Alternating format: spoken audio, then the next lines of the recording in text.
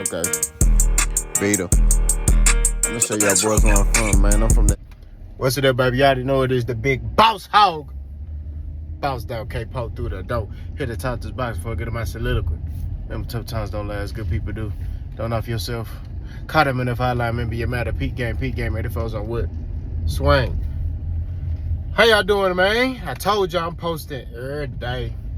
Every day. You're on his way to the gym, as usual. Then I'm going to the movies with my wife and my kids. We're gonna go see that movie with The Rock and Santa Claus, whatever it is. It's called Red Oak or Red something. So we're gonna go check that out, man. Family time. But let's talk boxing. There's always gonna be an excuse, part 2. I made a video about Keshawn Davis saying he needs to fight Andy Cruz. And basically, people were upset that I said that. You know, one dude was like, "Oh, you're just afraid that he's gonna take Tank's spotlight." How's he gonna take Tank's spotlight?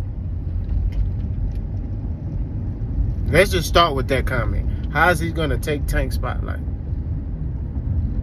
Last time I checked, he ain't fighting in no different markets. He fighting at home. He fought at home. He did good. But that's what Eddie Hearn do with his fighters. That's what Top Rank do with all the black fighters, right? Eddie Hearn do the same thing as black fighters. They keep putting them in their hometown. Why? Because they know that's the only way they're going to make money. Tank fighting in different markets. Tank fighting in Vegas. He fighting in New York. He fighting in Atlanta. You know what I'm saying? I think he fought in California too, if I'm mistaken. He's fought all over the place. So that's why his brand is so big, because he's fought everywhere. He ain't fought in Baltimore, Maryland only. You know what I'm saying? He fought all over the place. So that's why his brand is as big as it is, because he's diversified himself and spread his brand around, pause, to the point where he can say, hey, I'm a star. I'm a superstar. Keshawn Davis fought one fight in his hometown of home state, Norfolk, Virginia, and he did great numbers. Take him out of Norfolk, Virginia, and make him fight in Vegas. Make him fight in New York, in the Barclays Center. Make him fight in Texas. Main event him in Texas, and let's see if he put up those same numbers. I'm not sitting here saying Keshawn Davis is not a good fighter. What I'm saying is that he's a prospect still, and he's prospect status going to contender status. That's what he is. He's on the cusp of being a contender. You feel what I'm saying? So there's no way, shape, or form a prospect can go fight a dude who's a top fighter, 135 pounds, and beat him. Now, the purpose of this video is to show that there's always going to be an excuse. There always is. There's always going to be something. There's going to be somebody else. What do you mean, boss? Y'all got behind Ryan Garcia. When Tank was about to fight Ryan Garcia, y'all got behind him. Pause. That was crazy. But y'all was saying, oh, Ryan can beat Gervonta Tank Davis. That's what y'all was saying. Many people pick Ryan Garcia. Right? They picked Ryan Garcia. Regardless of the rehydration clause, they picked him. What happened? He gets stopped. They move on to the next person. Oh, you can't beat Devin Haney.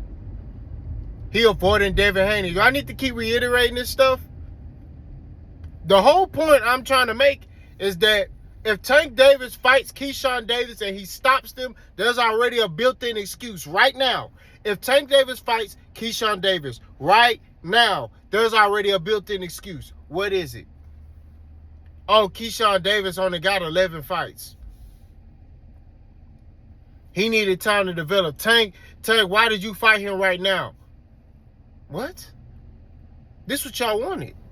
Y'all wanted Tank to fight Keshawn Davis next. So then he fights Keshawn Davis. If he fights him right now, he fights him and he stops him, then y'all gonna blame him and say, oh, he fought, you whooped a prospect. The writing already on the wall. Also, the writing on the wall for y'all to sit there and say, oh, you going to fight Keshawn Davis, but you didn't fight Shakur. You fought Keshawn Davis because you didn't want to fight Shakur Stevenson, so you fought little bro. I'm telling you, it's already on the wall. Y'all not fooling nobody, man. Y'all not fooling nobody, bro. We keeping it 1,000. Y'all not fooling nobody, bro.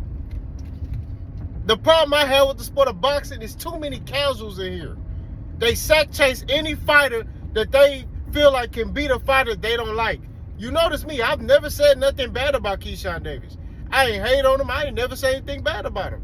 I just said right now, he can't beat Tank right now.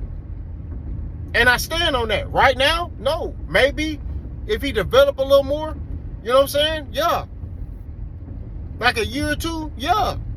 That's a 50-50 fight. You know? Because I'm looking at how if I was Keshawn Davis promoter, how I would move him. What his next test would be. That's what I would do. You know what I'm saying? As a promoter, if I was a promoter. You know what I'm saying? I would look to put Keshawn in there with a George Kambosos or, you know, just up his competition. Edwin De Los Santos, like those names. You know what I'm saying? And just improve his resume. Because right now, currently, he ain't fought nobody. We're going to keep it real. All y'all trying to sit here and get excited about him fighting Lemos. Look, he did phenomenal against Lemos. I gave him an A+ for that performance. But is Lemos really somebody? No. We're keeping it a bean. We're keeping it a stack. Now, if I see Keshawn Davis fight Lomachenko and he do him like that, oh, that changed my whole perspective. Because I still think the toughest fight for Gervonta Davis is Lomachenko. I still think that. I thought Lomachenko running for some smoke. I still think the toughest fight right now in the sport of boxing for Tank is Lomachenko. It ain't Shakur. It's Lomachenko because of the craftiness, the high IQ, the feet work. I feel like Tank gonna have some problems, but I do think Tank will be able to figure him out and get his hand raised. That's the toughest fight for Tank, not Keshawn Davis, not Shakur. You know what I mean?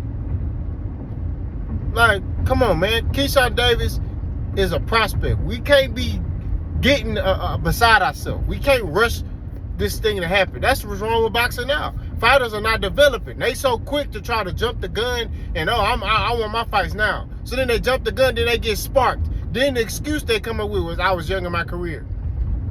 Look what happened to Canelo when he fought Floyd. What was the excuse he made? I was young in my career. Now, granted, he fought at that time. He fought Austin Trout. I think he fought Austin Trout before he fought Floyd. You know what I mean? He fought Kirkland and all them. I think that was before Floyd. You know what I'm saying? He had fought some names. You know what I mean? But they weren't like D names. They were some names that held a little bit of weight. I'm not going to hold you. You know what I'm saying? But what's the excuse Canelo used? I was a young fighter. If he said this like a year ago. I was a young fighter. If I would have fought Floyd now, I would beat him. What you think the excuse Keshawn gonna make if he fight Tank Davis, he get that fight and Tank spark him? What you think he gonna use? I'm a young fighter. I'm only 11-0 or 12-0, whatever he is. I'm telling you. Nobody's sitting here saying that, hey, Keshawn Davis shouldn't fight Tank. I say put him in there. I'm just saying he's not ready. He's not ready, but he calling out for it. He's screaming and hollering. Put him in there. You know what I'm saying? We just pointing out the facts of the situation. The fact of the matter is Keshawn Davis don't hold no weight at top rank. He's a prospect. He can't call no shots. He can't tell Bob Arum, hey, I'm going to go fight Tank Davis. They not going to green like that. I'm telling you this. They not. They trying to protect him. Why? Because they know what's going to happen to him. They know, hey, man, let's look, I know you want to fight him, but let's develop a little more. He can scream, make videos, get emotional, cry, all he want to. Y'all can do the same thing. The fact of the matter is, he don't hold no weight. He don't call no shots. He ain't doing nothing. And you already see how he acted. Look how he acted right now. Look how he acting right now. He did one show at home that did good numbers, and he already acting like he the face of boxing. Nobody doing what I'm doing, dog. I'm telling you, bro. Look how he acted. If I'm Bob Arum, I make a mental note of that. Look at this boy. Look how this boy acting. You know what I'm saying? Let's pump our brakes, bro. The dude is a good fighter. I'm not saying he trash. Okay? I'm not sitting there saying that. You won't hear me say that. He's not a trash fighter. He's a good fighter. But he still needs to develop. There's some things I'm seeing that he need. Lemos was there to hit him, bro. That's just what it is. Lemos was off balance. He was a shell of himself. We just gonna keep it 1,000. He probably didn't even really train for that fight. I'm not gonna lie to you.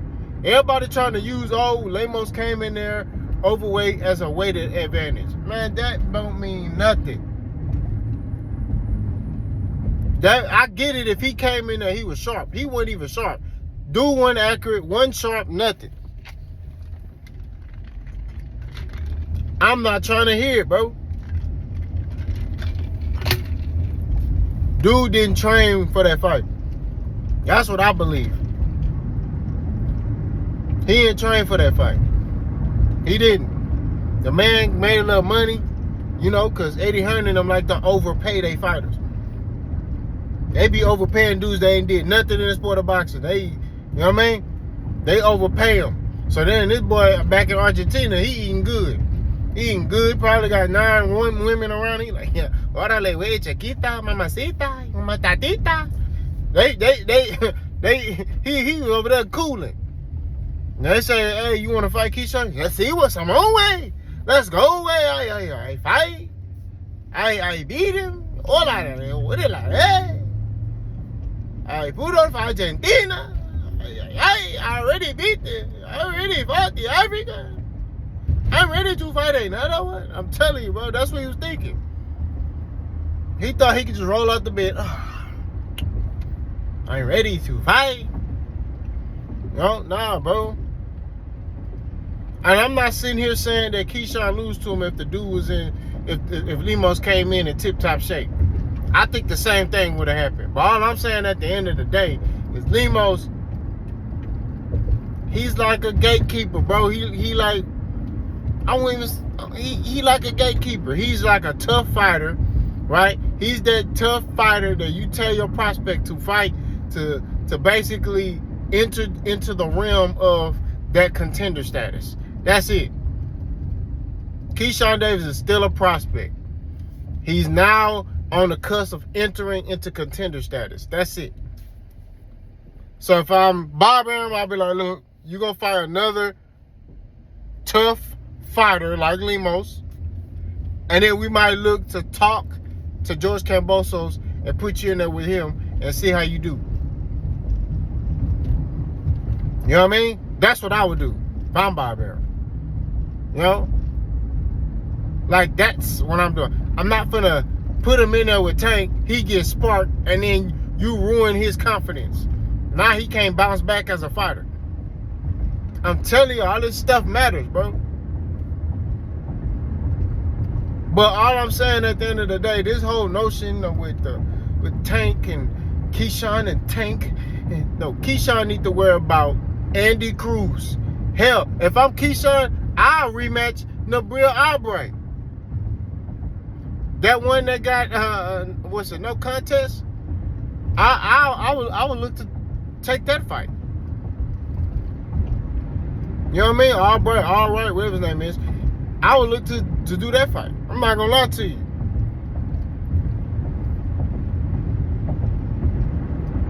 Those are 2 fights that'll be on my radar. You know what I'm saying? You got an Andy Cruz who you've never beaten, right? Never beaten. And he talking trash. He calling you his son, all type of stuff. If I'm Keshawn Davis, that be my focus. Not Tank. Tank ain't worrying about you. You know what I'm saying? He ain't. You the one talking about you want Tank. Tank just, he doing what any man would do. You say something, I'm gonna respond. Now me personally, I wouldn't have said nothing to Keshawn. Cause I already saw what I need to see when Frank Martin charged you up and your energy changed. That let me further know right there, you ain't like that. You talking, making your eyes big for no reason. So they keep it in a stack bundle. So all I'm saying at the end of the day, keep it 1,000. There's always gonna be an excuse. If Tank fight this man right now and spark him, y'all gonna have a valid excuse and say, oh, he was just a prospect. Why did Tank fight him right now? I'm telling you this. Y'all let me know what y'all think. Boss gone.